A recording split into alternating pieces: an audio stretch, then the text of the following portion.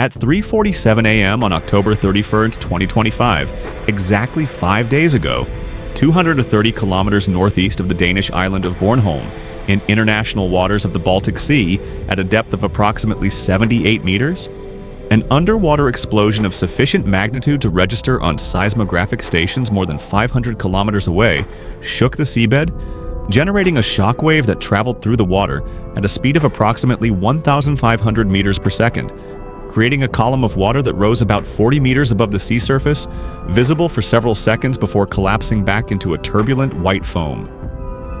The explosion occurred in a location that was not random, not coincidence, but positioned with surgical precision directly over one of the most critical infrastructure assets in all of Europe. The submarine fiber optic cable connecting Sweden to Poland, carrying approximately 37% of all internet data traffic between the Nordic countries and Central Europe, plus a gas pipeline supplying natural gas from Norway through the Baltic Sea to Poland and from there to other Eastern European countries. And here's what makes this situation absolutely terrifying for NATO security planners. No one knows for certain who detonated that explosion, though everyone has very strong suspicions. No one knows exactly what method was used to place the explosives, though the evidence suggests extremely sophisticated underwater capabilities. And most worryingly, no one knows how many other explosives might already be placed in other critical locations along the Baltic seabed, waiting silently to be detonated at the moment of maximum strategic advantage. In the 120 hours since the explosion occurred, NATO has raised its alert level in the Baltic region to the highest since the end of the Cold War. Warships from 6 different countries are patrolling the waters where the explosion took place. Submarines are scanning the seabed for evidence. Specialized diver teams are inspecting cables and pipelines at dozens of locations. And in secure conference rooms in Brussels, Washington, Stockholm, Warsaw, and other capitals, high-level officials are debating a question that has no easy answer. If this was a deliberate act of sabotage by an adversary state, how should NATO respond without escalating toward a conflict that no one wants but that could become inevitable? Let me walk you through exactly what happened, what we know, what we don't know, and why this mysterious explosion on the Baltic seabed could be the prelude to an entirely new type of warfare that most people don't even know is possible. The explosion. No one saw coming. The first indication that something extraordinary had occurred came at 3:52 a.m., just 5 minutes after the explosion, when seismic monitoring systems operated by the Swedish Geological Institute detected an unusual seismic signal originating from a location in the Baltic Sea. The signal had characteristics inconsistent with natural seismic activity like earthquakes. The waveform showed an abrupt onset and rapid decay, typical of explosions rather than natural geological events. The magnitude was calculated at approximately 2.4 on the Richter scale, equivalent to the detonation of about 500 to 700 kilograms of high-powered explosive.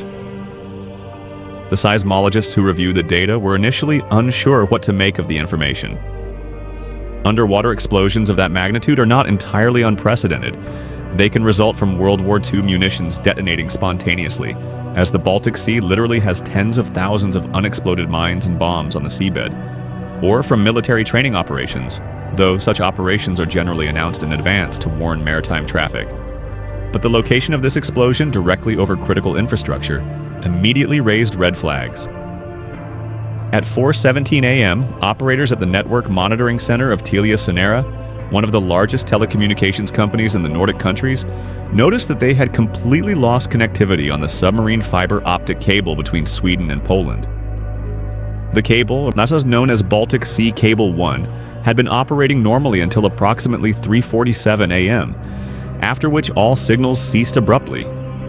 Automated diagnostic systems indicated a complete break in the cable at a location approximately 230 kilometers northeast of Bornholm. Almost simultaneously at 4:23 a.m., operators at the Baltic Pipe Gas Pipeline Control Center, which transports natural gas from Norway to Poland through the Baltic Sea, detected a sudden pressure drop in a section of the pipeline, indicating a possible rupture or leak. The location of the pressure anomaly corresponded almost exactly with the location of the fiber optic cable break and the previously detected seismic signal. By 5 a.m., it was clear to security officials in multiple countries that they were not dealing with 3 separate and unrelated incidents. a mysterious seismic signal, a telecommunications cable break, and pipeline damage. But with a single event that had simultaneously damaged multiple pieces of critical infrastructure.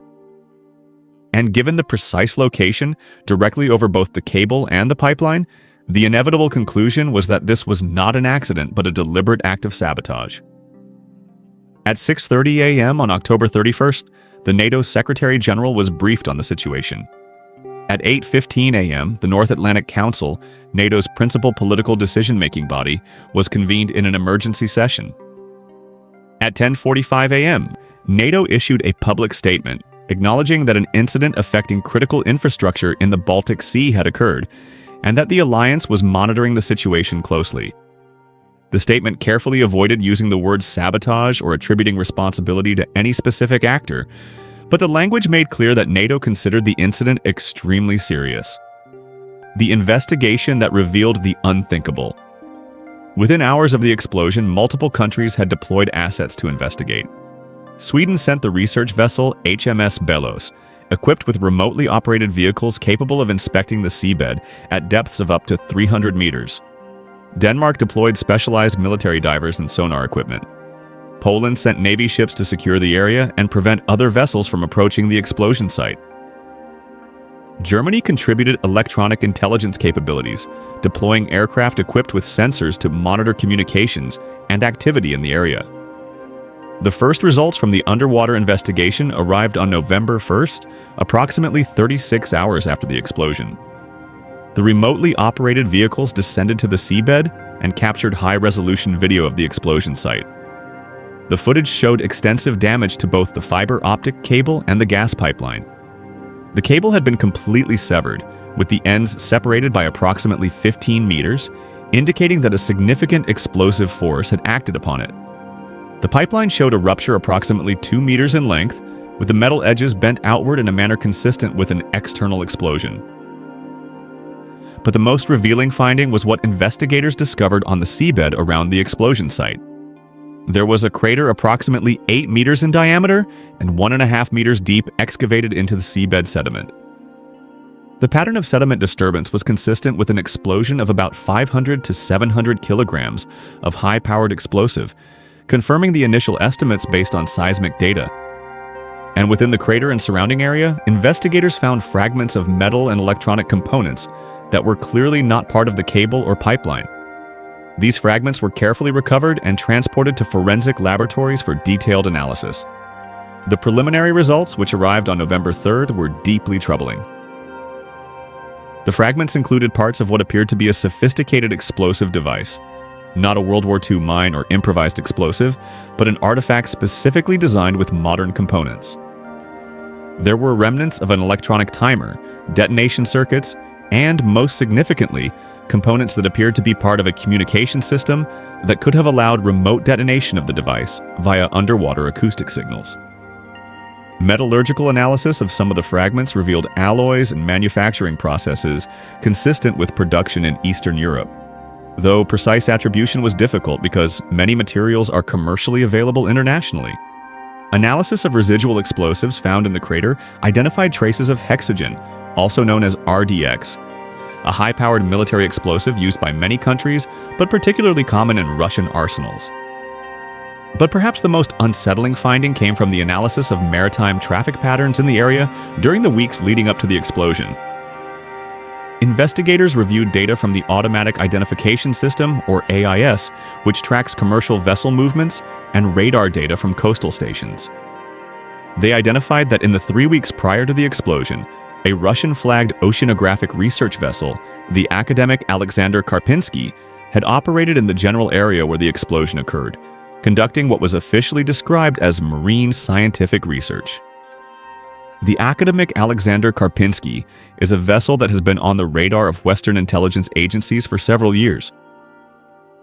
Officially a civilian research ship operated by Russia's Marine Geology Institute, Western intelligence has long suspected it also conducts military reconnaissance missions, including seabed mapping, identification of submarine cables and pipelines, and possibly placement of surveillance or sabotage devices. The vessel is equipped with remotely operated underwater vehicles capable of operating at depths of up to 6,000 meters, far below the 78-meter depth where the explosion occurred. AIS data showed that the academic Alexander Karpinski had spent approximately 18 hours stationary at a location less than 3 kilometers from the explosion site between October 18th and 19th, about 12 days before the explosion. During that period, the vessel had been conducting operations involving deployment of equipment into the water, consistent with underwater vehicle operations. After those operations, the vessel had sailed north, exiting the Baltic Sea through the Danish Strait and returning to Russian waters.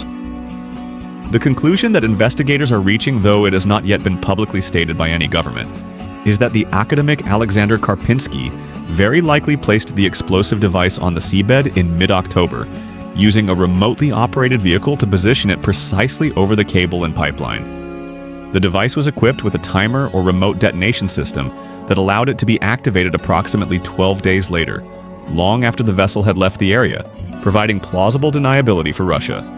The response: no one wants to escalate. The evidence pointing toward Russian responsibility has placed NATO in an extraordinarily difficult position. On one hand, if a NATO member state or critical infrastructure serving member states has been deliberately attacked by Russia, there is significant pressure to respond in a way that demonstrates such actions have consequences. On the other hand, any direct military response against Russian assets risks escalation toward a broader conflict that could potentially become catastrophic. Article 5 of the North Atlantic Treaty, the Collective Defense Clause that states an attack on one NATO member is an attack on all members, could technically be invoked in this situation. The fiber optic cable connects 2 NATO member countries, Sweden and Poland, and the pipeline transports gas that is critical to the energy security of multiple NATO countries. Damage to this infrastructure could be characterized as an attack on member states. However, invoking Article 5 requires consensus among all NATO members, and there is considerable debate over whether submarine infrastructure sabotage, however serious, meets the threshold that would justify a collective military response. Some members argue that responding too aggressively could be exactly what Russia wants, creating a crisis that divides NATO and distracts from other matters. Others argue that failing to respond would send a signal of weakness that invites further sabotage. The response that NATO has implemented so far has been multifaceted but carefully calibrated to avoid direct escalation. First, NATO has dramatically increased surveillance of critical underwater infrastructure across the Baltic Sea and other areas. Warships from multiple countries are patrolling areas where cables and pipelines are vulnerable. Submarines are conducting seabed reconnaissance missions. Sonar systems are continuously monitoring underwater activity. Second, NATO has issued diplomatic warnings to Russia, though without explicitly accusing Russia of responsibility for the explosion. Public statements have emphasized that any interference with critical infrastructure will be considered extremely serious and will have consequences. In private diplomatic channels, the messages have been more direct, making clear that NATO knows what happened and who was responsible. Third, several NATO countries have announced plans to accelerate projects that would reduce vulnerability to infrastructure sabotage. This includes building redundancy in telecommunications networks so that damage to one cable does not completely disrupt connectivity, diversifying energy sources to reduce dependence on individual pipelines, and developing enhanced capabilities to rapidly repair damaged infrastructure. Fourth, and perhaps most significant in the long term, NATO is accelerating the development of capabilities to protect and defend underwater infrastructure. This includes surveillance systems that can detect suspicious underwater activity, autonomous vehicles that can patrol cables and pipelines, and in some cases, weapon systems that could be used to defend critical infrastructure against sabotage. The implications that change everything. But beyond the immediate response to this specific incident, the Baltic Sea explosion has forced security planners to confront an uncomfortable reality. The underwater infrastructure that underpins the modern economy and communications is extraordinarily vulnerable to sabotage, and the capabilities to protect it are limited. Consider the scale of the problem. There are approximately 1.3 million kilometers of submarine fiber optic cables on the world's ocean floors, carrying about 99% of all intercontinental data traffic. There are tens of thousands of kilometers of submarine gas and oil pipelines transporting energy. This infrastructure is critical to virtually everything in modern society: internet, telephone communications, financial transactions, trade, energy supply. And the vast majority of it is completely unprotected, with cables and pipelines laid on the seabed in international waters, where any actor with basic underwater capabilities can access them. Fiber optic cables are particularly vulnerable. They are typically the thickness of a garden hose, with the fiber optic core surrounded by protective layers, but no significant armoring. They can be cut with relatively simple tools. A single vessel equipped with remotely operated vehicles could potentially sever dozens of cables in a coordinated campaign, causing massive global communications disruptions. Gas and oil pipelines are more robust but still vulnerable to explosives. As the October 31st explosion demonstrated, 500 to 700 kilograms of high-powered explosive are sufficient to rupture a pipeline. For a state with sophisticated underwater capabilities, placing such charges at strategic locations would be technically feasible. And here's what is truly terrifying. Detecting and preventing such sabotage is extraordinarily difficult. The oceans are vast. The seabed is largely unmonitored. Vessels can operate in international waters without restriction. Underwater vehicles can be deployed without detection. Explosives can be placed and left dormant for weeks or months before being detonated, long after the vessel that placed them has left the area. The Baltic Sea explosion may be just the beginning. If Russia or any other actor has developed the capability and willingness to sabotage critical underwater infrastructure, they may already have placed devices at dozens or hundreds of other locations, waiting to be activated at the moment of maximum strategic advantage. In a future conflict, the first action might not be missile strikes or ground invasions, but the simultaneous detonation of explosive charges that sever communications cables, disrupt energy supplies, and paralyze the digital infrastructure on which modern societies depend. Military planners have a term for this: battlefield preparation. In traditional conflicts, preparing the battlefield means positioning forces, establishing supply lines, conducting reconnaissance. In this new type of warfare, preparing the battlefield means quietly placing explosives on critical infrastructure during nominal peacetime, creating the ability to paralyze the adversary the moment conflict begins. And the defense against this is extraordinarily difficult. You cannot physically protect 1.3 million kilometers of submarine cables. You cannot continuously monitor every meter of pipeline on the ocean floor. You cannot inspect every vessel operating in international waters. The attack surface is simply too large, and the resources required for complete defense are prohibitive. The only realistic defense is a combination of enhanced surveillance to detect suspicious activity, redundancy in critical infrastructure so that damage to one cable or pipeline does not cause catastrophic system failure, rapid repair capabilities to restore damaged infrastructure, and deterrence, making clear to potential adversaries that infrastructure sabotage will have severe consequences. But even with all these measures, the fundamental vulnerability remains. And as investigators continue to examine the wreckage of the explosion on the Baltic seabed, as warships patrol the waters searching for threats that may be invisible, as diplomats debate how to respond without escalating toward open war, the question no one can answer with certainty is, how many other devices are waiting on the ocean floor, and when will they be activated?